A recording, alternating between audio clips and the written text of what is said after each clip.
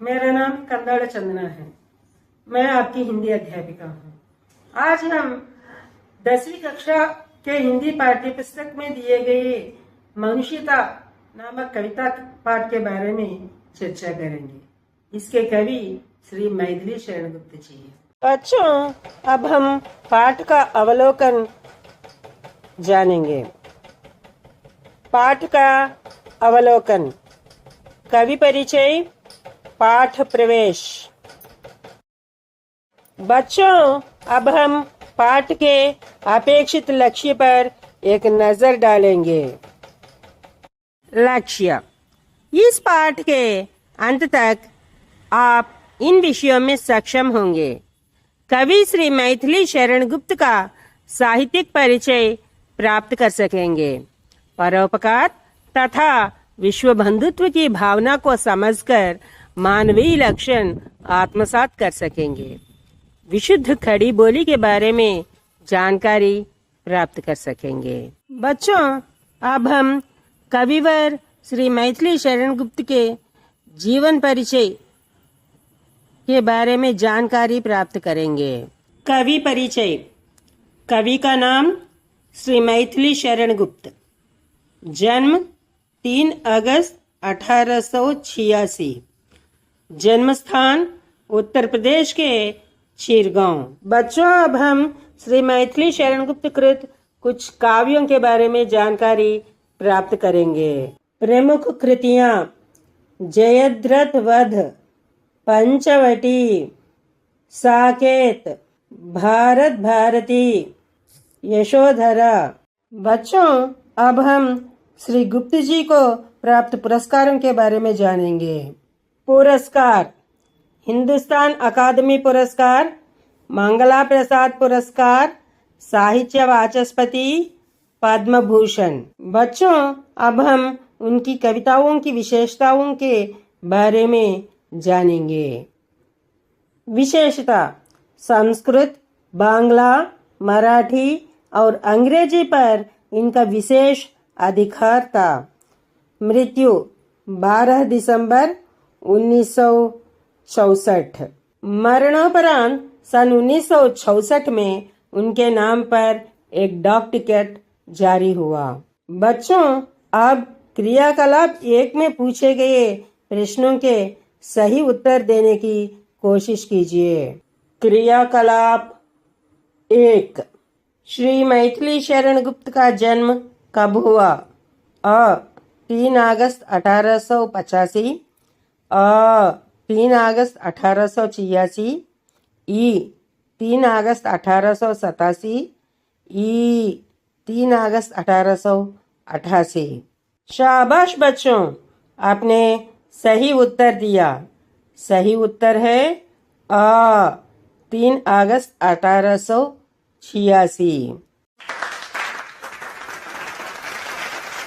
बच्चों, अब अगले प्रश्न का भी सही उत्तर देने की कोशिश कीजिए। श्री मैथिली शरण गुप्त की प्रमुख रचना क्या है? आ जयद्रथ वध, आ पंचवटी, ई भारत भारती, ई ये सभी। शाबाश बच्चों, आपने सही जवाब दिया। सही जवाब है ये सभी। जयद्रथ वध, पंचवटी और भारत भारती ये तीनों श्री मैथिली शरण गुप्त की प्रमुख रचनाएं हैं। बच्चों, अब अगले प्रश्न का भी सही उत्तर देने का प्रयत्न कीजिए। श्री मैथिली शरण गुप्त जी ने किस भाषा में कविताएं लिखी? अ विशुद्ध खड़ी बोली, आ अवध, ई साधुकड़ी, ई ब्रज।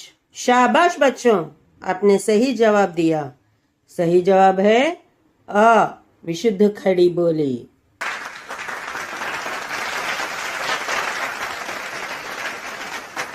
मेरे प्यारे बच्चों, अब अगले प्रश्न का भी सही उत्तर देने का प्रयत्न कीजिए। निम्न में से मैथिली शरण गुप्त जी की रचना यह नहीं है। अ यशोधरा, आ गबन, ई साकेत, ई भारत भारती। शाबाश बच्चों, आपने सही उत्तर दिया। सही उत्तर है अ गबन। यह श्री मुंशी प्रेमचंद की रचना है। चलिए बच्चों, अब हम मनुष्यता पाठ के प्रवेश के बारे में जानेंगे। मनुष्यता पाठ प्रवेश।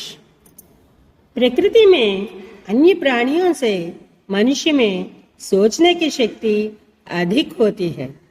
मानव दूसरों की भलाई के लिए सोच सकता है, दूसरों की सहायता करने और दूसरों से सहायता मांगने में वह सक्षम है। प्रस्तुत पाठ में कवि अपने स्वार्थ के लिए जीने वालों को मनुष्य नहीं मानता। कवि परोपकार के लिए अपना जीवन त्यागने वालों को ही मनुष्य मानते हैं। ऐसे मनुष्य मृत्यु के बाद भी लोगों के दिलों में स्थान पाकर जीवित रहते हैं। बच्चों, अब पाठ प्रवेश आधारित प्रश्न के उत्तर देने की कोशिश कीजिए। क्रियाकलाप 2। अन्य प्राणियों की तुलना में मनुष्य में कौन सी शक्ति अधिक है? अ सोचना, अ लिखना, ई पढ़ना, ई कोई नहीं। शाबाश बच्चों, आपने सही जवाब दिया। सही जवाब है अ सोचना।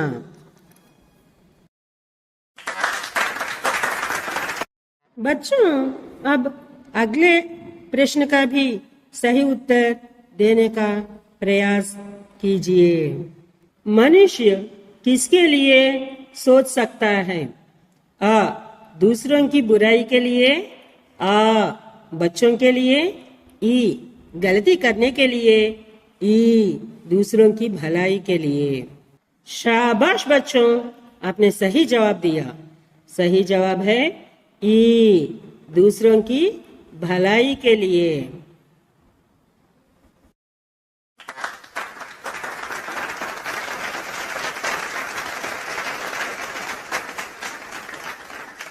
बच्चों, अब अगले प्रश्न का भी सही उत्तर देने की कोशिश कीजिए। मृत्यु के बाद भी जीवित रहने वाले ये हैं। अ परोपकार करने वाले, आ बाहर घूमने वाले, ई स्वार्थी लोग, ई कोई नहीं। शाबाश बच्चों, आपने सही जवाब दिया। सही जवाब है अ परोपकार करने वाले।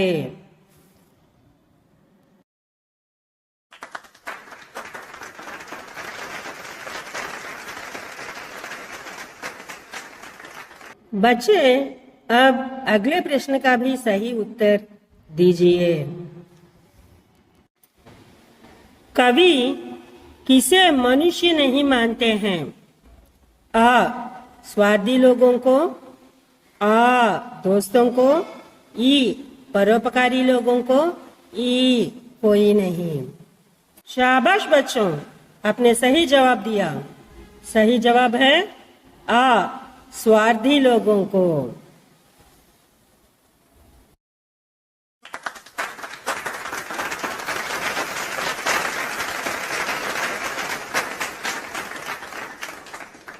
बच्चों, अब पाठ के मुख्य बिंदुओं पर एक नजर डालेंगे। पाठ के मुख्य बिंदु। श्री मैथिली शरण गुप्त का जन्म 3 अगस्त 1886 में उत्तर प्रदेश के चिरगांव नामक गांव में हुआ। ये अपने जीवन काल में ही राष्ट्र कवि के रूप में प्रसिद्ध हुए। आप राम भक्त कवि हैं। इनके काव्य की कथा वस्तु भारतीय इतिहास के ऐसे अंशों से ली गई है जो भारत के अतीत का स्वर्ण चित्र पाठक के सामने उपस्थित करते हैं। गुप्त जी के पिता सेठ रामचरण दास भी कवि थे। इनके छोटे भाई सियाराम शरणगुप्त भी प्रसिद्ध कवि हुए। बच्चों, अब क्रियाकलाप 3 के अंतर्गत पूछे गए प्रश्नों के सही उत्तर दीजिए। क्रियाकलाप 3. मैथिली शरण गुप्त जी के काव्य की कथा वस्तु कौन से अंशों से ली गई हैं? अ. भारतीय इतिहास, अ. पुराण, ई. अर्थशास्त्र, ई. सामाजिक शास्त्र। शाबाश बच्चों, आपने सही उत्तर दिया। सही उत्तर है अ. भारतीय इतिहास।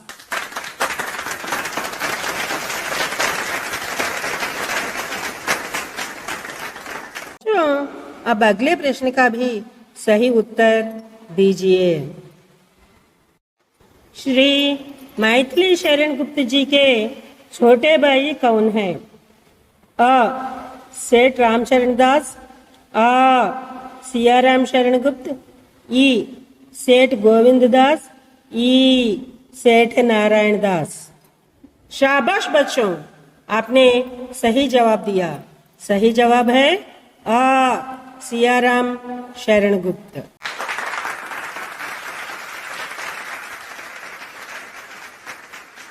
पाठ के अनुबंध विषय। कविवर कबीरदास जी का कहना है कि मानव जन्म बार बार मिलने वाला नहीं है, इसीलिए हमें इसका सदुपयोग करना चाहिए। बच्चों, अगले वीडियो में हम श्री मैथिली शरण गुप्त जी कृत मनुष्यता नामक पाठ का विश्लेषण करेंगे।